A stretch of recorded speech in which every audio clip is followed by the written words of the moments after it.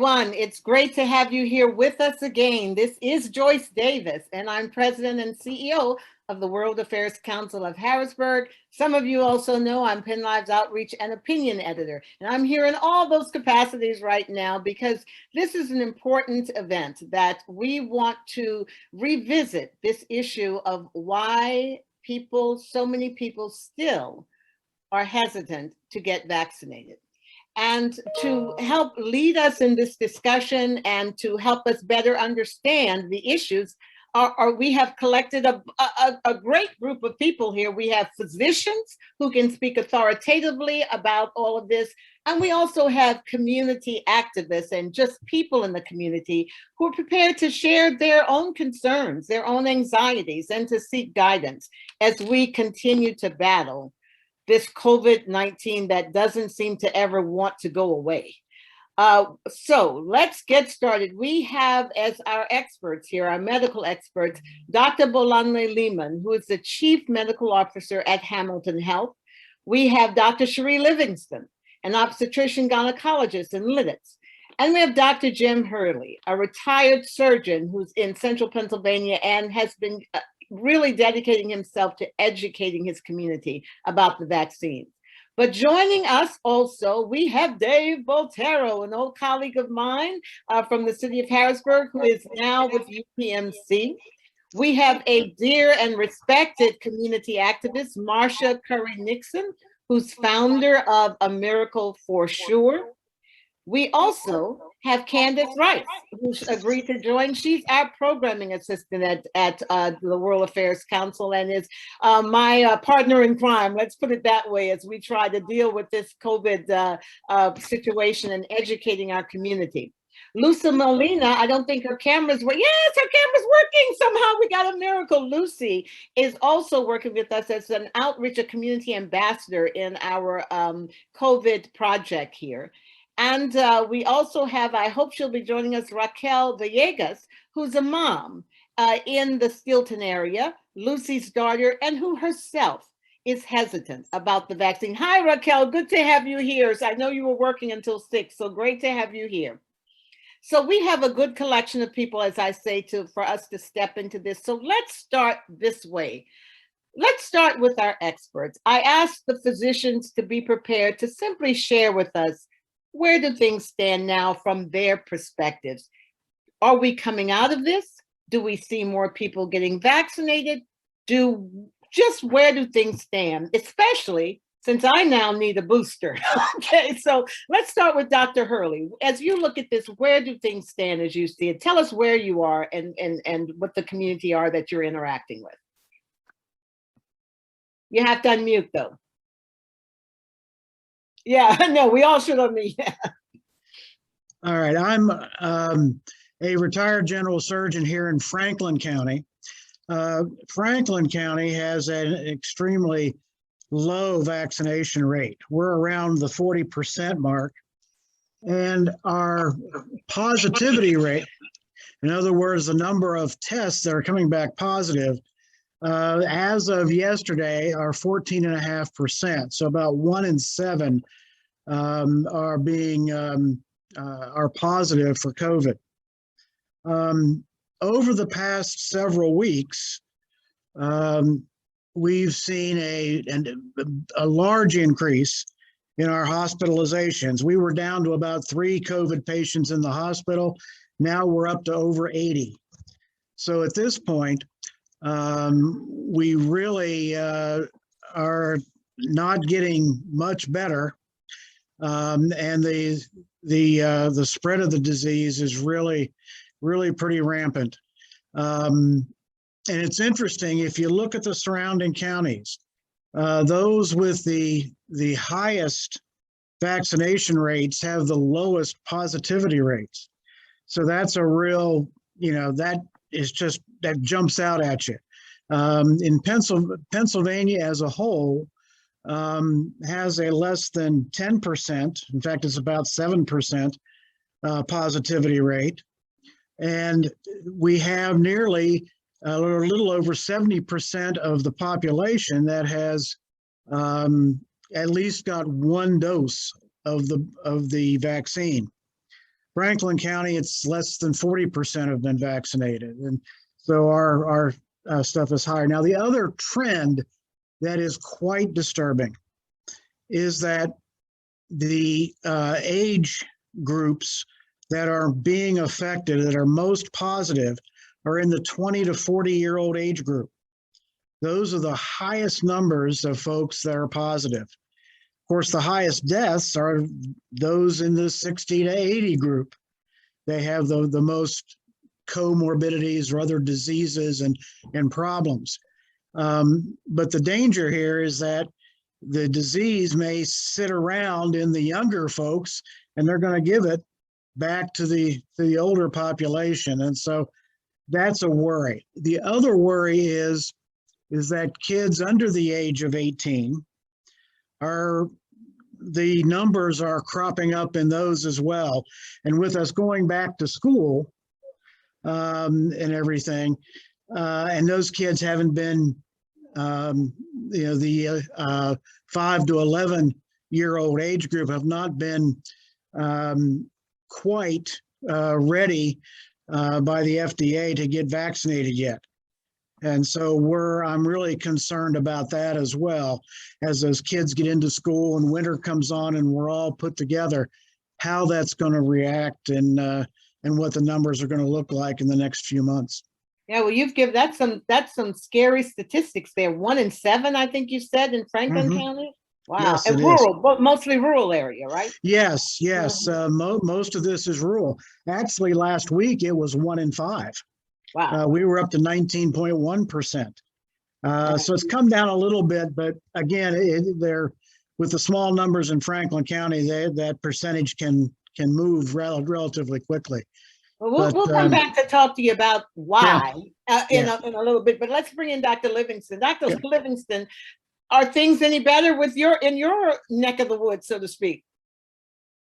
Yeah, I mean, Lancaster has, I'm an OBGYN physician, department chair here in Lancaster, Pennsylvania at UPMC Lidditz. And as was previously stated, our numbers are very similar, and it's rather unfortunate, which is why we're here tonight. But I do think that it is extremely important to start off on a good note. And when I say that, I mean, vaccine hesitancy has essentially decreased significantly within nearly all demographic groups, right? So for women, for example, 23% went down to 16%, men 21% down to 16%, and age 18 to 24, 26% dropped down to 18%. And the statistic that I'm most proud of, because it's the community that I live in, worship in, and thrive in, is the Black community. The vaccine hesitancy dropped from 34% to 18%.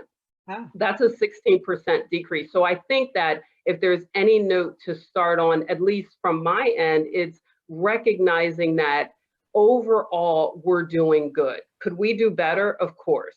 But essentially we're getting there. And you know, the definition of vaccine hesitancy is just a continuum of beliefs. Beliefs and behaviors. No, this is what people believe inherently. So you have all the way over here complete refusal, and then you have complete acceptance, and a world in between, right?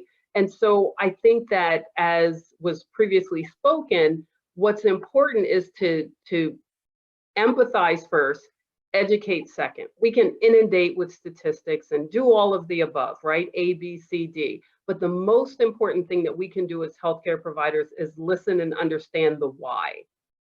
That's very good. And I remember very clearly at one of our last webinars, I was starting to come down hard on people getting back. And you said, chill a little bit, calm down a little bit, because that's not getting us anywhere. And I heard that. And we'll talk a little bit more about some of the lessons we've been learning through our association with Temple, because they have a trauma-informed thing. And I've learned that it's not always as cut and dry as it appears. It's not always just, you know, meanness or something. So Dr. Lehman, let me bring you in. And you're at Hamilton Health, and I know you see people from inner city as well as from rural areas. What does it look like from where you sit? You have to unmute. Yeah. We all get that. Up, so we still can't hear you though. I don't know. I don't know if it's the volume or. Nope, nope. We can't hear you now. Yeah, I see your lips moving, but do you want to sign out and come back in? Maybe that will reconnect your sound. Oh, wait. Still nothing? Yep, that's it. We got it. Okay, I muted and unmuted. Okay. All right. All right. So first of all, good evening and thank you for this invitation. So I think I'm seeing what both Dr. Hurley and Dr. Livingston discussed. So we definitely see more patients that are being vaccinated. However, at the end of the day, the hospitals are still full. And unfortunately, there are more people hospitalized with COVID-19 this year than there were this time last year. And the difference is the vast majority of those who are currently hospitalized are those that have not been vaccinated. I've always had patients, Hamilton has always had patients who have had hesitancy. The one difference I can say is that a year ago, even 6 months ago, it was a lot easier to discuss and try and convince them. Now, those who are hesitant remain hesitant, and really it's hard to have them change their mind. Today in clinic, I saw 4 people that were unvaccinated. I was only able to persuade 1.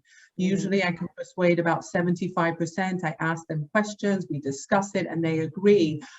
So while we definitely are seeing the numbers of vaccinated increase, to those who are interested in the booster increasing, there still remains a population, unfortunately, with a lot of hesitancy, which is why I think we're having this session today. Right, exactly. All right, so let's dive into it. The why. Who wants to go first to tell me? I wonder if Raquel, are you here? Do you want to share with us some of the things? I know Raquel is still not vaccinated and she is opposed to it. And she agreed to come on and to talk to us. Raquel, are you able to unmute or to do your video? I hope she's not having problems with her video. But there you go, Raquel. Share with us because this is a very intelligent young woman. She's kind-hearted. She's really I've grown to really love and respect her. But we've shared and we've talked about the vaccine. Tell us what's on your heart about this. I just think it's very fairly new. It hasn't been tested on too many people. So I have my hesitancy because what's the long run gonna be once you inject something that is kind of foreign to your body? Because from my understanding of injections is you get injected with a dead virus, so then your own body can build immune to it.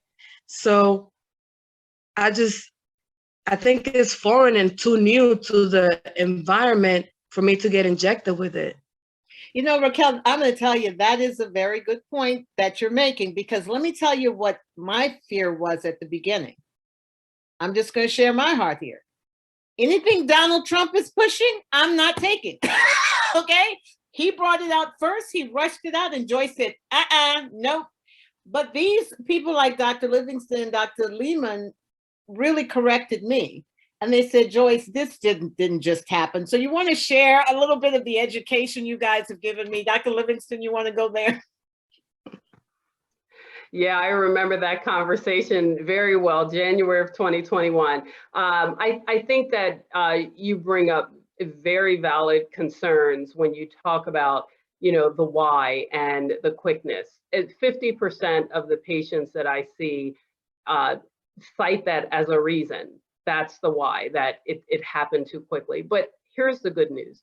The vaccines are made up of messenger RNA. And messenger RNA is just genetic material, part of genetic material that will allow your immune system to produce antibodies to essentially work to fight an infection if seen. So it's like a recognizing tool, right? And I assume that you know that. But when you talk about messenger RNA, it's been around for a long time. Even since like 2003, we've been, really trying to insert it into the vaccine world, and COVID came along and we got the opportunity, unfortunately. With Trump and warp speed, I hate to say this, but it helped essentially, because what it did with the warp speed initiative was to test and manufacture simultaneously. Normally, the process of vaccination is You test, because you don't want to waste money on a vaccine that's not going to work, right? And so the two were happening simultaneously. You were testing and manufacturing at the same time. So cost wasn't an issue.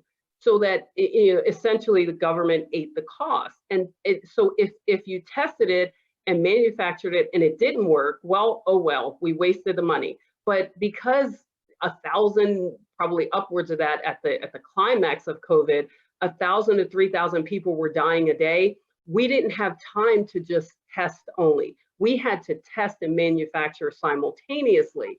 And so because of that, we were willing to accept the possibility that we were developing something that may not work. Fortunately, guess what? We developed it and it worked. It is working. There are millions of people, 400 million people who have received the vaccine. So we recognize that it works. The death rate, 6,000 people at the climax.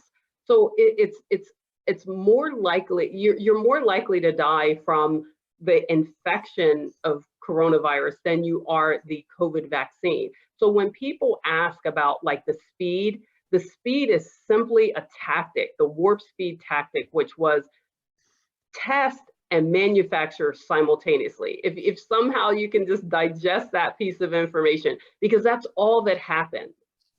But I'll tell you, Dr. Lehman, I want to bring you in here too, because one of the things I know that one of my readers told me is, but you don't know what's going to happen to you in 2 years.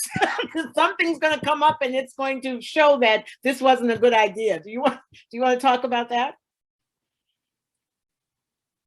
All right, can you hear me this time? Yeah. So yes, I'll address that. I mean, two other things I just want to add to what Dr. Livingston said before I get to your question. I mean, the coronavirus has been in existence for decades. So there were already studies on that virus. It was simply this variant. And so this was not something new that came, that was studied. So it was the variant. The second thing I just wanted to emphasize is these were also very large randomized double-blinded clinical trials. Amongst the population I serve a large African-American and Hispanic population, and the questions were, was there adequate representation? We were 9% and 10% in the Moderna and Pfizer vaccines, though there was good representation in those studies, and those were large studies. Going to, so Ms. Davis, if you can repeat your question for me again clearly. Yeah, it was just that people are saying, this is still experimental. You don't know how this is going to impact you in 2 years, right? And you know what, that is a fair fact, right? So we don't know the long-term side effects, and I don't think anybody can claim that. However, you look at the research studies, you look at some of the things that are in the vaccine. So that's one of the questions people say, oh, I've read that there are heavy metals in the vaccine. False information. I've read that it is going to affect my DNA. False information. There are 5 main ingredients in the vaccine, and the likelihood of those having severe complications in the long term is slim to nil. But if that is a risk that someone is going to take, the risk of being hospitalized, the risk of death, and as Dr. Hurley said, more the people now are unfortunately younger people that are hospitalized and unvaccinated. If I always say take a risk-benefit analysis, and that's something that we'll have to continue to do. And I certainly hope people, I'm not, everybody has their own duration of time. So people are going to wait 10 years? Are you going to wait till you're 80 and see if it causes dementia? A slim chance that you'll still be alive at that point. So that is a risk that we have to be willing to take. Yeah. Dr. Hurley, are you hearing these same kinds of issues in Franklin County? Yeah, we are. And I want to add on that in the development of this vaccine, this started out with the SARS-1 virus back in the early 2000s. And this particular mechanism to produce the vaccine by BioNTech, a German company, was developed right around 2013. So it's been around for a while. Now, the SARS-2, or as we know it, the COVID-19, basically, it was very simple. You take out the messenger RNA from the SARS-1 and you put the SARS-2 in there. So the actual vaccine, the platform for it has been around for a while. The reason BioNTech then went to Pfizer is because it's a relatively small company, and they didn't have the production and distribution capabilities to get the vaccine out there. So they went ahead and partnered with them, and that's why we were able to get it as quickly as we have. So from that standpoint, and really as far as the long-term effects, talking to my infectious disease colleagues, the long-term effects, you're right. We don't know what they're going to be 10 years down the line, but the messenger RNA does not go into the nucleus or the DNA of the cell, and there's no interaction there. It's all, it stays in the outer part of the cell, and the components degrade relatively quickly after they're being used. So the chances of any of this is really very minimal of having any long-term effect. The other long-term effect, though, that we have to talk about is when you get the disease, okay? There are certainly long-term effects there because the virus attacks the blood vessels and causes inflammation, which can, and mostly in the lungs. And you'll see people that have, in their 40s and 50s that have to carry around oxygen tanks for the rest of their life or whatever, because their lungs are so scarred from this. Indeed, there have been patients that have needed lung transplants because COVID has ruined their lungs. Wow. So those are the long-term effects. So you don't want to get COVID. Are you seeing that in young people too? Do you see Yes. young? Oh, Yeah. So you can imagine a 20 or 30-year-old looking like they've smoked a pack of cigarettes or 3 packs of cigarettes a day for 20 years. Well, I will tell you that we had one of our workers here work with us who was an ambassador like Lucy is, and she came down with COVID. We convinced her to get vaccinated, but then she came down with it basically a few days after she was vaccinated. But she described she went to the ER, and she just told me, I could hear it in her voice, "You've never seen anything like that."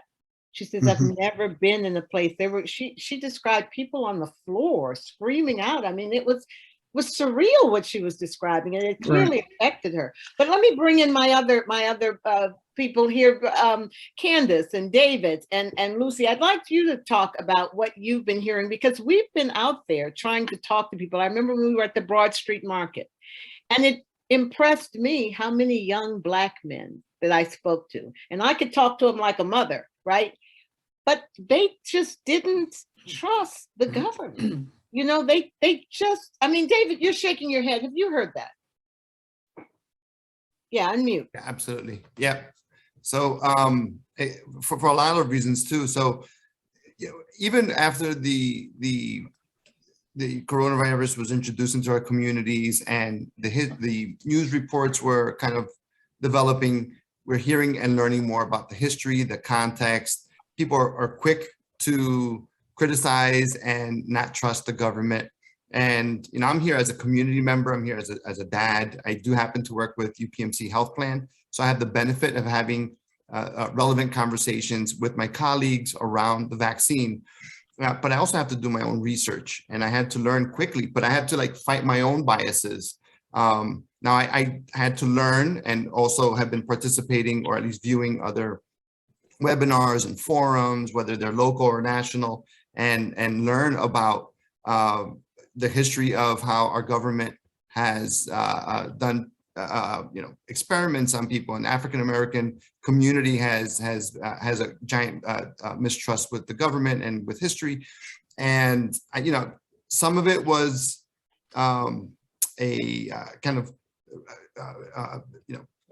reminded me of why we don't trust the government, and others were new things, right?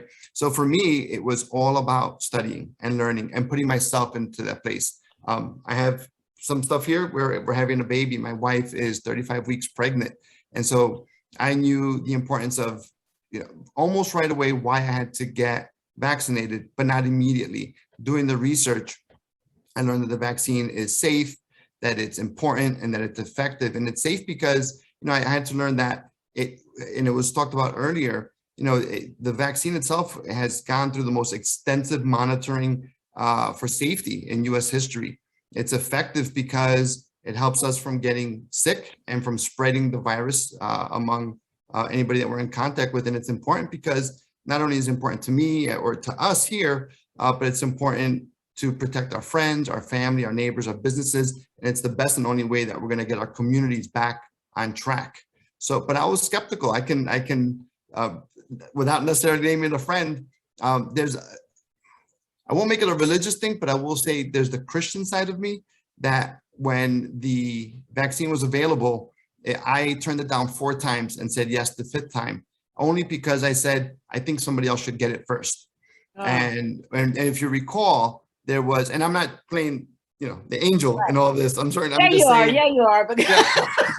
I'm saying that it was, we remember when there was the first group and it was by age. And because I work with UPMC and I was volunteering at the clinics, and we had to use all the vaccines that were available, I kept turning it down. And even as an employee, I turned it down. And I do not work with patients or working with the community one-on-one. So I at the time was working from home.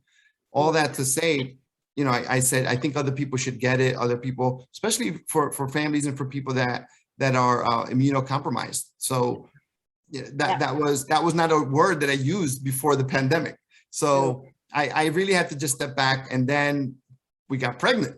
So then I said, I need to get much more at risk. Yeah. But I will tell you what I'm hearing here is that, you got to respect people who just don't get stuff force fed to them, that you think for yourself. You did your research. Raquel is questioning. She's not going to let someone convince her until she's really convinced. So Marcia, let me bring you in here. You've been, you signed up to help Temple, your organization also, with this project to try to promote vaccines. What kind of excuses are you hearing? Reasons that you're hearing when you're out there talking? You deal with a lot of folks in the camera on. Mm-hmm. I do. But first, let me say, personally, right? I've heard several people say some things, and then I heard myself in somebody else's comment. It was difficult for me at first to make the decision. In fact, my children had went and got vaccinated before I had decided. But then they said to me, yeah, but if you don't get vaccinated, you can't come into my house and be exposed to my children. And I'm like, wait a minute, you talking about my grandchildren? So I kind of, I had to look at the ultimate bottom line for me. I have 20 grandchildren. Oh my goodness. And they are everything to me, right? But more importantly, I'm a matriarch of my family, and I am more important to them. So at some point I had to make a decision whether or not I was going to feed into my fears. And then most people that I talk to, I'm like most things, right? The media gets all in the way. I don't care what channel you turn to, it gets in the way. And people don't know how to disseminate the difference, what's real, what's not. You watch a lot of TV, and half the stuff we see on it ain't real, right? So when it comes to something this serious, it's like, you got to do your homework. And so I see people who say, look at the numbers of people who died. I said, that number of people die every year. They're just dying for a different reason. And I also say that you have to look at the underlining, like when they talked about Colin Powell, just for example, because he's the first thing that comes to mind right now. The first thing that went up, Colin Powell passed away, not his age, COVID-19, all across the screen, and he was vaccinated. People don't see beyond that. He died, he had the vaccination, nothing else matters. And then that, I listened to that for days after that had happened. So I'm like, turn off the TV. Let's talk reality. Let's look at the statistics. Let's talk about real incidents right here in our area. And so it's difficult. And let's speak to the population I serve. Yep. Okay. And so then there's that. I work with individuals who leave the prison system who don't trust a daggone thing that has anything to do with the government, period. Like, period. If the But government do comes they on trust doctors? But do they trust doctors? No, because you're part of the system. Because you're part of the government system, so to say, right? They're all in it together. It's all about what the state is going to say, what the state, you know, how they support the statistics that the state say. So you're really breaking all of that. And then I'm dealing with folks who doesn't have, you know, they're in recovery, they got mental health issues, they're just getting out of prison, they're still uncomfortable and unsure about, you know, being guinea pigs. Like, you're not going to make, you know, make an example out of me. But then I just started to have that sit down. And like you said, was it Dr. Livingston? I loved it. Emphasize first, educate second. So I get it. I know how fearful it is. I know how scary it can be. But you know, I sent all of my kids to school with shots that I knew nothing about. That's the truth. Nothing. I did no research. I know nothing. All I know is I got 8 kids and they got to get up out this house before I lose my mind. So they got to go to school and they getting them shots, right? So that's how I thought, you know, initially. But as I started to get educated, you know, and not saying that everybody that we deal with is not educated, but some just don't understand the language, right? So we find ourselves breaking it down in layman's terms. Right? Don't tell me about the 6 ingredients and they look like they in foreign language, right? Right. So making sure that we break it down into layman's terms. I am still, you know, I run a facility where I got to let people in. I do everything that I can do to prevent the spread. We stopped at the door. You need your temperature taken. You got to wear a mask at all times. I run a facility where women live in a closed space together. COVID shut my houses down. And I told the girls they couldn't go anywhere. They couldn't get exposed. They couldn't go to work. We're on quarantine. They lost their minds. It was like being back in prison. So I'm dealing with the mental health piece of that entrapment, that I'm confined. And now I really don't like to take the vaccination because I'm going to be confined and sick, right? So it's just like this, just dismissing all of those things and having that conversation with them in a language in which they understand.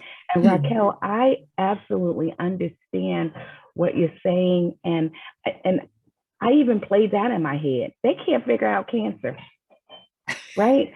They ain't figured this breast cancer out. I mean, seriously, people are still dying. My family is dying. And it's just like, how did they come up with this so quickly, right? So I played those things in my mind. I did. But then I started to read. I got that master's degree. It taught me how to read some of those words and look them up. So I started doing that. And then when I start to explain it, I do it that way. And when I went and got my shot, I was just like, you know, this is what I need to do for me and my family. And I still have 2 of my children got COVID. Really?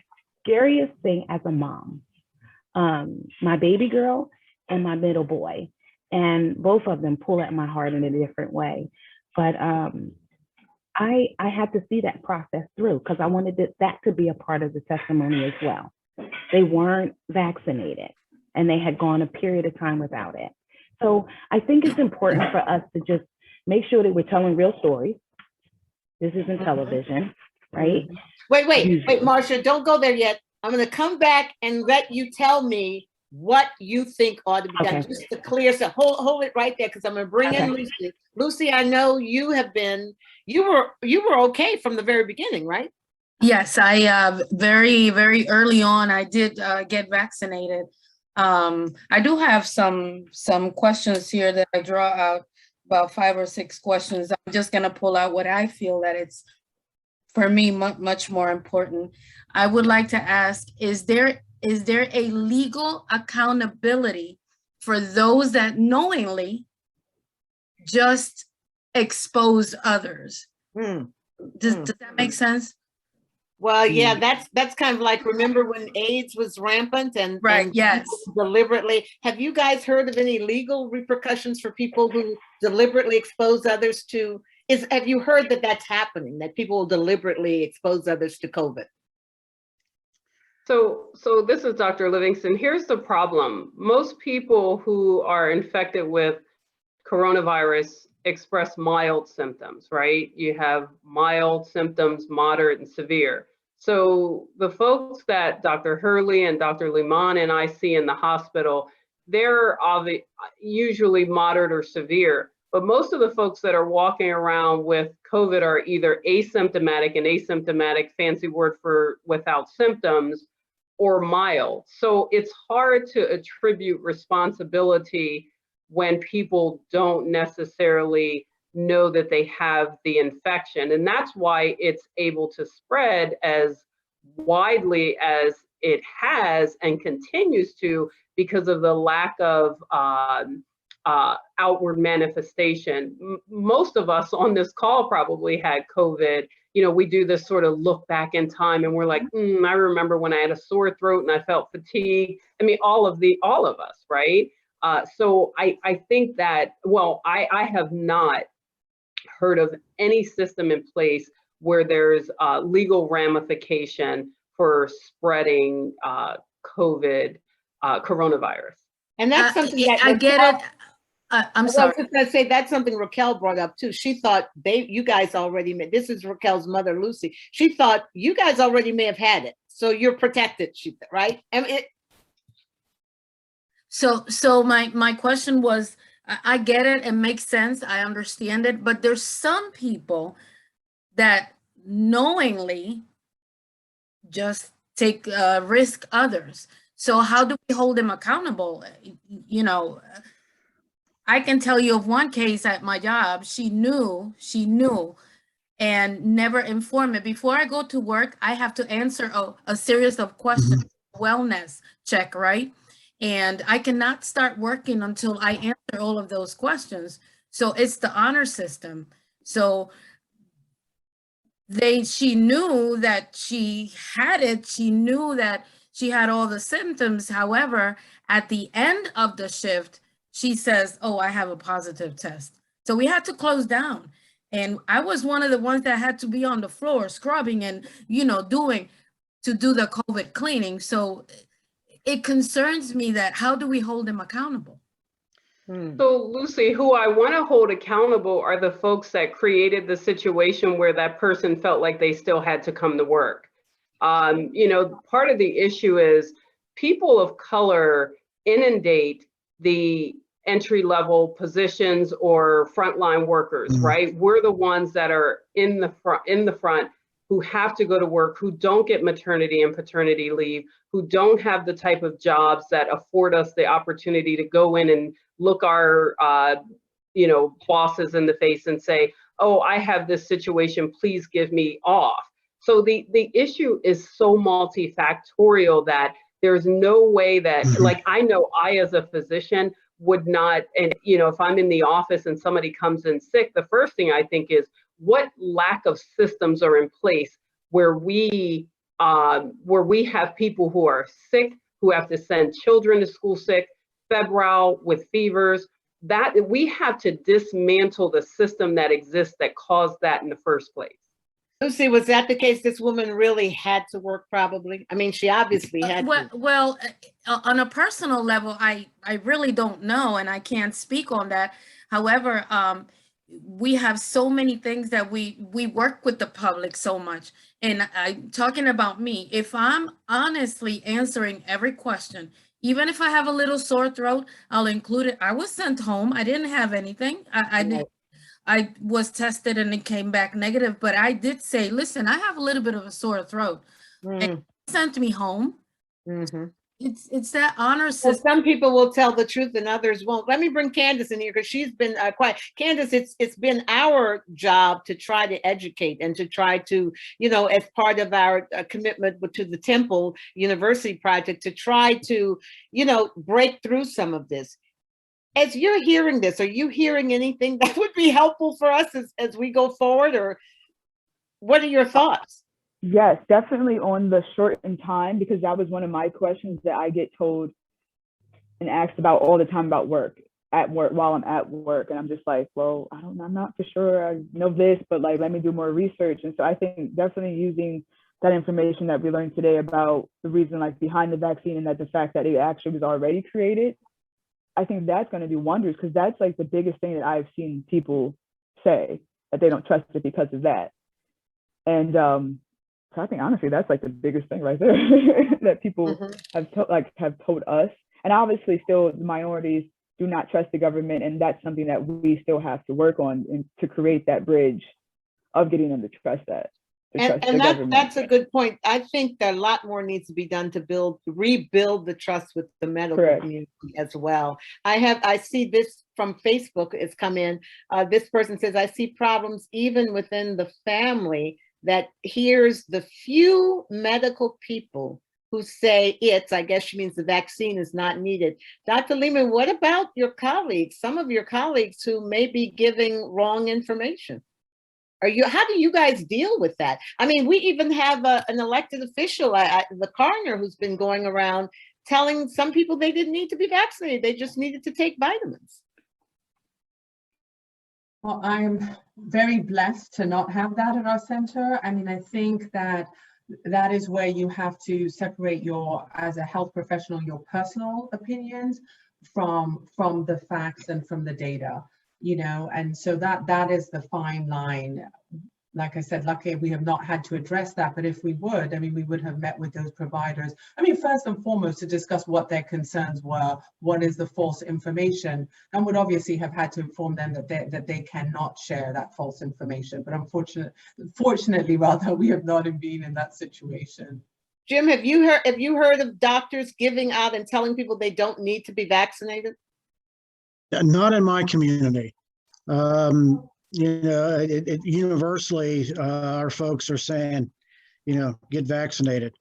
And even if you've had COVID, we know that those antibodies, if you have a mild infection, your antibody level may not be high enough to prevent another infection. And so we know that those that have had COVID and get a vaccination have much higher antibody levels and are much more immune. So yeah, even if you've had COVID, you should get vaccinated. I see. Joyce, I have another. Wait, I think Raquel has a question. Go ahead, Raquel. It was just a follow-up. The doctor answered people that get, because the vaccine is you're being injected with the dead virus. So what happens when you get COVID and you've been through all, let's say you get a severe case and you survive that without having to go to the hospital? Just a hypothetical question. Well, first off, the vaccine, the COVID vaccine is not a dead virus. It's just part of the messenger RNA, the little part of the genetic material. It's not the whole virus at all. So it's just that part that makes a specific protein of the virus that we react to and cause antibodies. Okay. So when you get the COVID disease, you do get an antibody response, and there is some residual. But again, we have watched the antibody levels on people. We've been doing this now for well over a year, and we've watched the antibody levels on those folks with COVID, then they drift off. And the folks that have had the natural antibodies from COVID, they tend to drift off a little quicker. And so that's why, again, we say you need to have the vaccine to keep those levels up. Okay. And well, I'm sorry, Lucy, you were going to say something. Okay, and then Dr. It's I don't know if it would go to in the same line, but as the cold weather is approaching, how do you doctors feel that this is going to impact? We educate, but there's some people that are stubborn and for what their reasons are. So with the cold weather approaching, how do you feel that this is? Do you think we've targeted enough, Or do you think we're going to go back to square one where it's going to rise again? Well, I'm concerned that, number one, with the kids back in school, that's going to be a natural kind of incubator for it. But think of it like the flu. We know that flu season comes on during the winter when everybody is together and you're kind of compacted together. And the flu, as well as COVID, are pretty much transmissible the same way, by droplets. And it's interesting, this past winter, last winter, the incidence of flu was almost at an all-time low. Why was that? We were wearing masks and we were staying, kind of COVID safe, but we were also then flu safe. So I'm concerned about the winter because, again, it's passed along just like the flu. Dr. So Lehman. so another thing is we need to get our flu shots too. Absolutely. Dr. Lehman. So just going back to your question, Raquel, so if someone is infected, right, your body develops antibodies against it. But as Dr. Hurley said, with time it decreases. The same applies to the vaccine. So that is why there is the booster vaccine. So up until yesterday, the FDA had only approved the booster vaccine for Pfizer. The FDA yesterday, I mean, it's still going through other process, approved the booster vaccine for both Johnson & Johnson and Moderna. So basically, whether you've had the infection or whether you've received the vaccine, your immunity to it decreases with time. And that is why it's important to get vaccinated. And then subsequently, the times are different, but subsequently get the booster vaccine as well. Is there a time limit on that stretch of how much protection is, or does it vary person to person? So good question. It varies person to person, and it also varies by the vaccine. So let's use person to person. So some people have a decreased immunity, right? Decreased ability to fight infections. So people that are on immunosuppressants, for example, for cancer, for AIDS, they've had transplants. So it varies from person to person. It also varies based on the vaccine. So the Moderna was showing the greatest efficacy, and that's why the initial booster was with the Pfizer vaccine. So the recommendation currently for the booster doses for the Pfizer and the Moderna, if you have a good immune system, is at least 6 months after the second dose. For the Johnson & Johnson, it's currently 2 months, but that's the long answer for it varies based on individuals and their immunity and also on which vaccine you received. So why can't we get, I did the Moderna one, so why can't I get the other one, the Pfizer one, the booster? So you're asking today. If you had asked tomorrow, I would have said, I don't know, it's coming. The answer today is it was just approved yesterday. So what was approved yesterday was the mix and match. So prior to yesterday, you got Pfizer, you have to get Pfizer. As of yesterday, it is you got any of them, you can mix and match. So they are revamping. So don't call Rite Aid tomorrow. I called them today, but yeah, it just came out yesterday. So they have to modify the emergency authorization. But that so is we can't. So we can get it, like I can get the Pfizer booster even though I had the 2 shots for Moderna? Within a few weeks, absolutely, yes. okay. So The other thing, go ahead, Dr. oh, I'm sorry. The other thing to realize is as we study how efficacious, how effective these vaccines are, it may be that every year or 2 or whatever, you may need to get another booster. For instance, you get a tetanus shot every 10 years. You get your flu shot every year. So we may have, this may be something that is another one of those things that you have to go in every fall and get your booster. So basically, COVID is never going to simply go away. Probably not. Right? Probably not. It's going to stay there circulating and varying and all of this. And every year or every few months, we're going to have to make sure we're protected. Probably so. But again, that's something that folks are looking at. And, 2 years takes 2 years. We'll just have to wait and see. And it's important to be flexible. As Dr. Lehman said, what's true today may not be true tomorrow. As we've And seen, even with masks. Yeah, we started out not wearing masks and then suddenly we went to masks. But Candace, I want to talk to you and to David here because, well, you're younger people. You told me, David, you went for a while, but Candace, I think you at the very beginning were you got vaccinated, you didn't have any issues, and yet I think you have younger friends who were hesitant. How is it that you had no issues whatsoever? I thought about it as, do I want to die? No, okay, I'm gonna get the vaccine. Like, that's really, So you didn't think you were infallible? You didn't think you were like young people think that it's not going to happen to me? No, no. Also, I have older grandparents, and my partner, his grandparents are also older. And I was like, listen, I'm doing this for myself and the people around me. And so for me, it was no question. But like for my partner, he was hesitant. But I'm like, listen, you want to see your grandparents? You're going to get the shot then. And so, but for like at work right now, there are still people who refuse to get vaccinated. And it's really hard. So. Right. Well, the other question that's out there is, can you overdose on the vaccine? That's why I was wondering, what if I got too much? It's too much for my body. You can't. I saw Dr. Lehman. No, you can't overdose on the vaccine.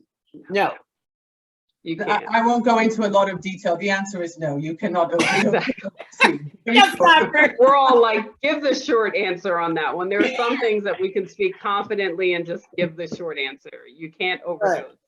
Got it. They're all in agreement on that one. Okay. Now, I want to get back to Marsha because, Marsha, you were about to tell us you've thought through how to communicate this to people who are skeptical. And so talk about how you communicate.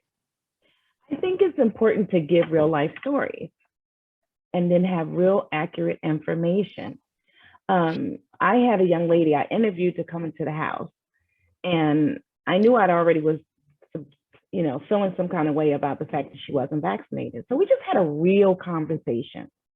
And like you said, Dr. Livingston, so I listened to her say what her concerns were. She came out of prison. So the prison system is vaccinating anybody and everybody that wants to. And because of the risks, they have now separated people because of the risks.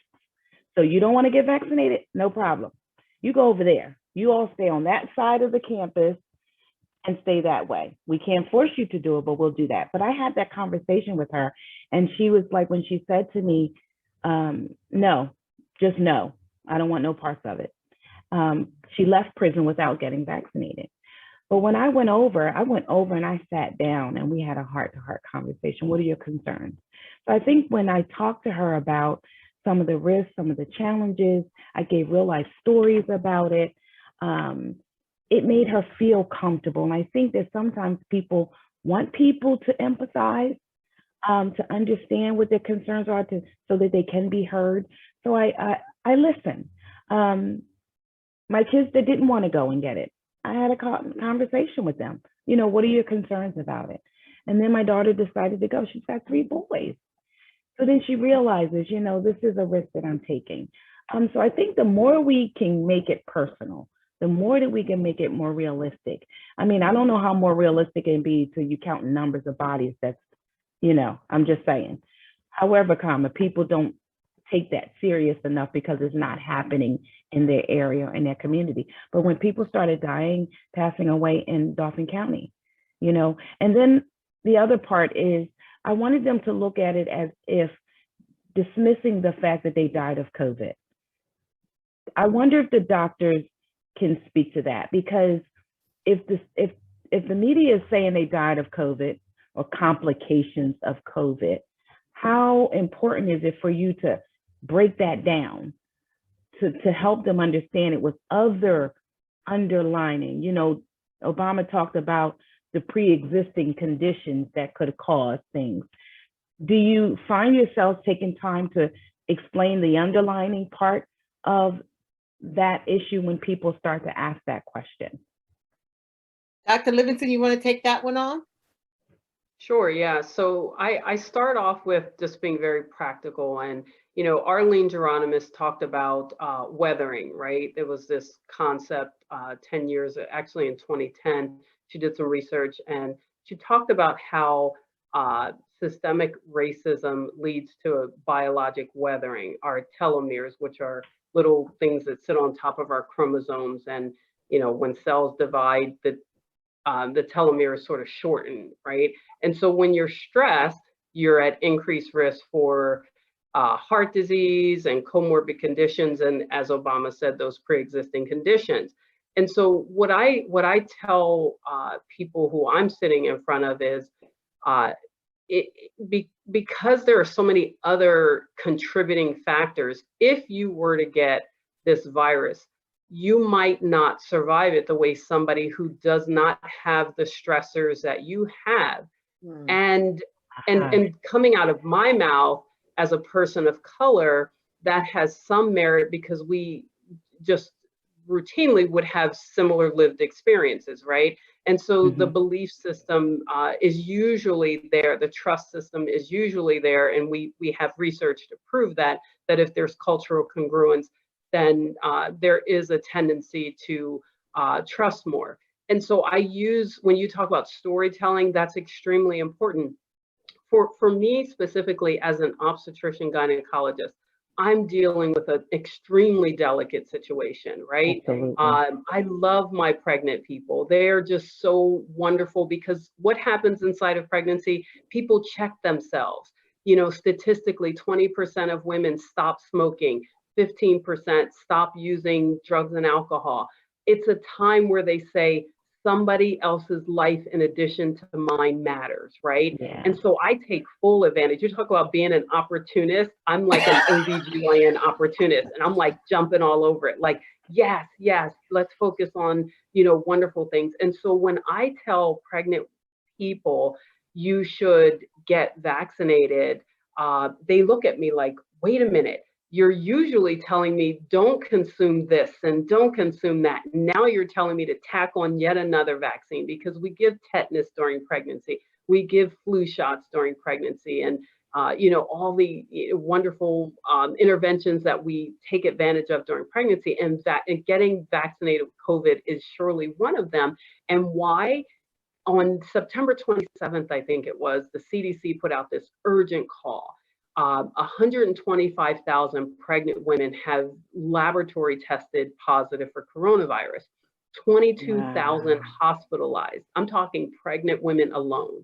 So 125,000 laboratory tested, 22,000 ended up in the hospital. To date, as of September 27th, 161 deaths. To us, you're like, oh, that doesn't sound too bad, but it's horrible. That's hard. These are pregnant people who died. Well, guess what? Of that 161, 22 died during the month of August of 2021. So this thing ain't over yet. For anybody who thinks that it is, it's not. And 22 out of the 161 happened in August of 2021. And that's why the CDC sounded the alarm. So what we say to our pregnant people, and we're so, you know, Marsha, I'm so glad that you keyed in on what I said, empathize first. I know nobody loves those babies more than the mommies and the daddies. I get that. I know that. I trust that. But then I try to be this trusted source, this voice of reason that says, I'm not going to judge you. I'm not here to judge you. I'm here to insert just a little bit more information that when you're pregnant and you get COVID, you're more likely to end up in the hospital. If you're pregnant, you get COVID and end up in the hospital, you're more likely to end up in the ICU. If you're pregnant, you get COVID. Notice the theme here. If you're pregnant, you get COVID, you end up in the hospital and end up in the ICU, you're more likely to end up with what we call ventilatory dependent respiratory failure. You guys call it breathing tube, we call it VDRF.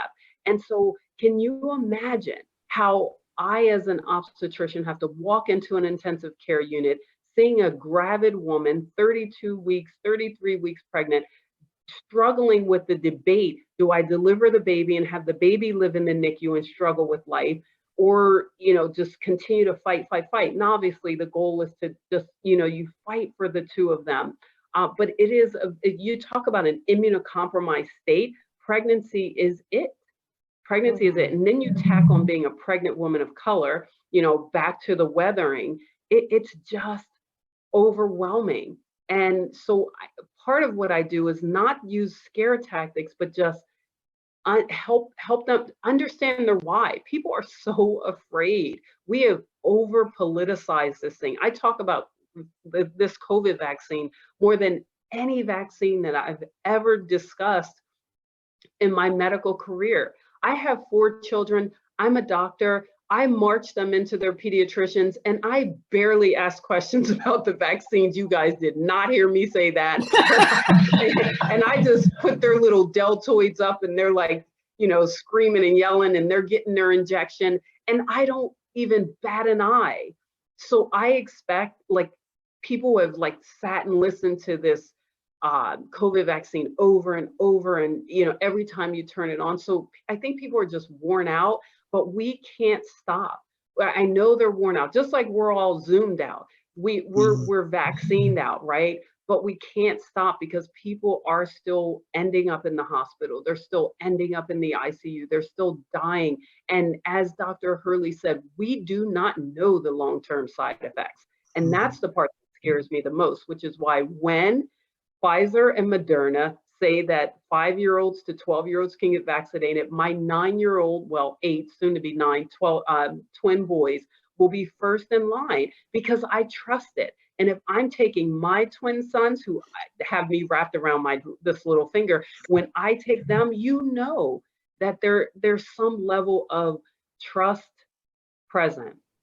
Yeah, well, and I'm gonna tell you, I'm hearing there's another comment coming in from Facebook. This is from a medical professional who's really, I mean, she's expressing, or he's expressing, how tired they are, how all of the misinformation is really causing them lots of problems and lots of personal risk, there. Are you finding that, Dr. Lehman, since you're at a health center, that this is taking its toll on the medical professionals as well? I mean, I hear Dr. Livingston is still gung-ho and she's not going to let anything stop her, but that's got to be hard. Oh, absolutely. It's definitely taking a toll. And, we are challenged. So we're a federally qualified health center. So we have adult medicine department, pediatrics, and women's health. And so we've done relatively well with screening questions when adult patients are coming, or children, because they're coming for sick visits, well visits. And just today, actually, between patients, I met with 2 of our women's health providers, because many of the people that are coming in to OBGYN are assumed, right, to be healthy and coming in for their pregnancy, or something GYN related. And they express their frustration, stating, we're having people coming in and then after the fact find out that they have COVID symptoms. They're unnecessarily exposing our staff and so on, and they are very, very concerned because they are going home to their own families. And it's then not just them, it's the room needs to be disinfected, it's a medical assistant, it's the people in the waiting room that have been sitting, beside them. So that is definitely, exhausting, for us. And just, as Cherie was saying, initially, my story that I would give to my patients up until a few weeks ago was my cousin's husband, who died at the age of 45. Went in with asthma, had COVID, and never left. But you know what?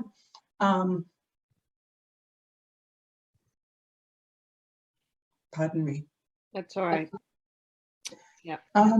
I'll say last Monday was actually one of the saddest days of my career, because I found out that 2 of my patients had died over the weekend, and they had both died from COVID.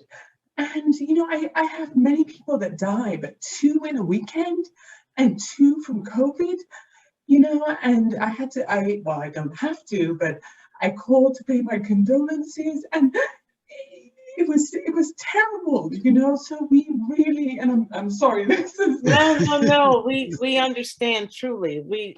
frankly, we appreciate your being so real with us. You know, I mean, I joked that my last job that I was a geriatrician. You know, most of my patients were over the age of 65. Never did I have 2 people die in a weekend. And then to have 2 people and both for them to be from COVID, it's traumatic, you know? So it is emotionally exhausting, not just from the exposure, but, you know, as providers, we develop a close relationship to our patients, you know, and that's, you know, that's an ongoing challenge. Well, first of all, thank you for sharing that and for sharing. We need to see that you guys are human beings, you know, and you've just shown us that. But the other thing, guys, that we still haven't discussed, I know we've discussed a lot, is that, you know, let's just say you don't have COVID. Let's just say you have a stroke and you have to go to the hospital. All of our healthcare professionals are exhausted. I mean, Dr. Hurley, I know you're retired, but frankly, what I'm hearing is that how can you get the best care when your doctors and your nurses are having to deal with all these COVID patients? Yeah, and we know that, I mean, our ICU beds are 92% filled, and half of those are COVID patients. And the providers there, I mean, to have to mask up and gown up and to protect yourself, and then, you know, worry whether your vaccine is you know, going to protect you. I mean, you know, there's always doubts, and no vaccine is going to be 100%. And we know that, but, you know, it puts you on the line all the time, and it's difficult. One of our readers is asking, is the booster, they want to know, is the booster 1 or 2 series? Is this another case where, or is it just 1 extra shot? 1 extra shot. Just one extra. Yeah. 1 extra shot, that's it. Yeah. All right, let's ask this to David, because I want to bring you in once again, because you're a cool dude, right? You know how to talk to people, you know, right? How do you get down and talk to people and tell them, hey, guy, this is what it is? Do you have any strategies that seem to be working? That's a good question, Joyce. Thank you. And so I in my own personal life, right? And then with the people I do talk with, I try and keep it as elementary, as simple as possible. And I've done my best to create an analogy of getting the vaccine is just like what we learned when we were kids, our contribution to our own communities, like picking up litter.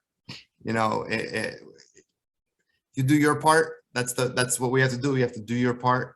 And we might not be able to clean an entire city overnight, but if you do your part and clean in front of your house, and then most importantly, look after your neighbor, which is in the scenario of cleaning up litter or sweeping the streets, if this person has a disability or is elderly or is not able to either shovel out front with the snow or pick up. So I'm the type of person that I put my gum wrapper in my pocket because I won't toss it out of the car. Like we grew up on that. So if you keep those values and then translate that to the vaccine, if I do my part to get my vaccine, my wife does her part, we keep our family safe. We keep our son safe. Somebody mentioned earlier about, it was Marsha, about not being able to see the grandparents, not being able to see the grandkids. Very important in our households, in all households. And we went through that where here we are, we're pregnant. We had a real baby shower with a limit of 32 people in the space that we had that allows 60 people. And then we had the virtual baby shower just last weekend. And that was it's on the paper. It says no vax, no problem. We'll see you virtually.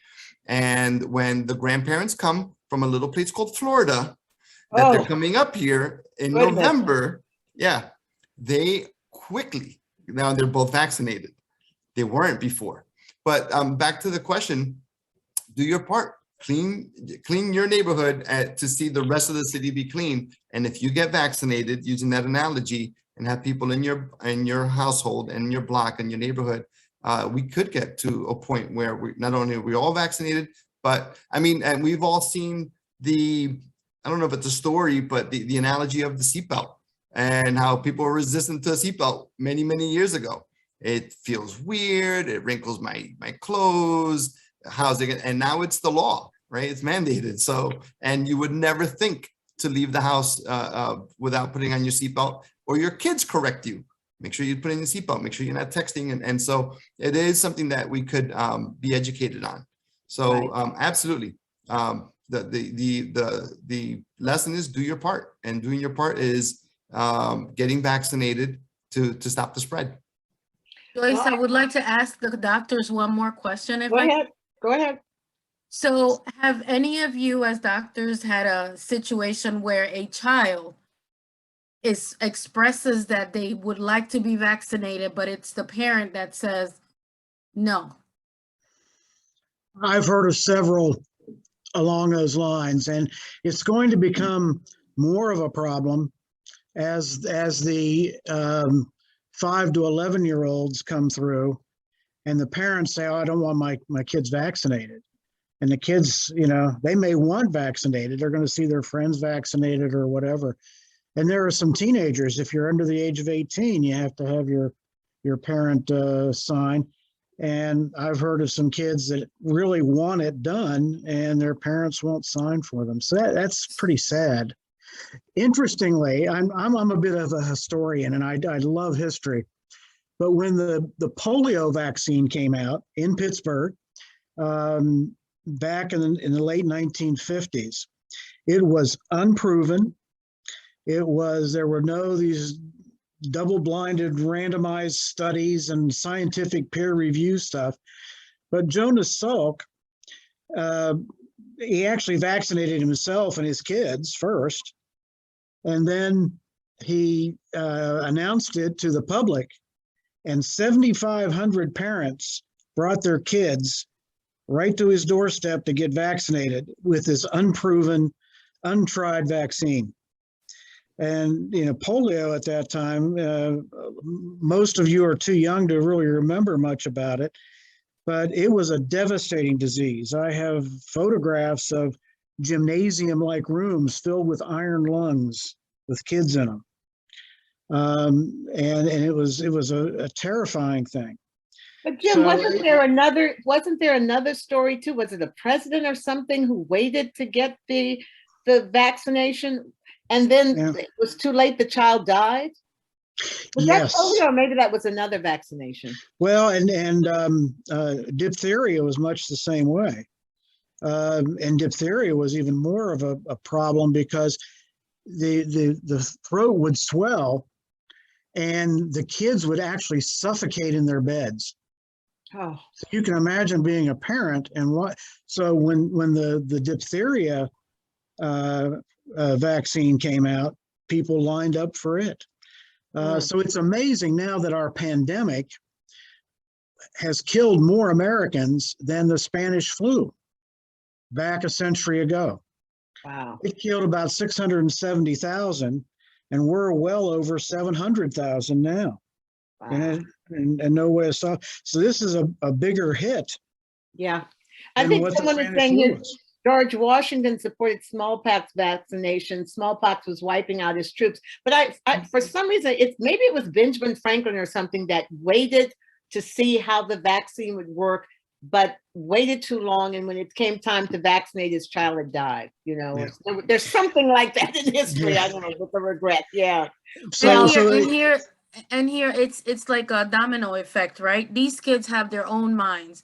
These kids then create that anxiety, that being so preoccupied because they have to go to school because they have, you know, so I don't know. It's just worrisome. Well, go ahead, Dr. Hurley. One final thing, because we're overtime now. I could talk to you guys all night, but go ahead.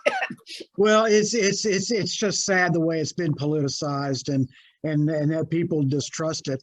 I mean, as someone said earlier, you know, she lined her kids up to get the other vaccines and and everything else. And how many vaccines have they had?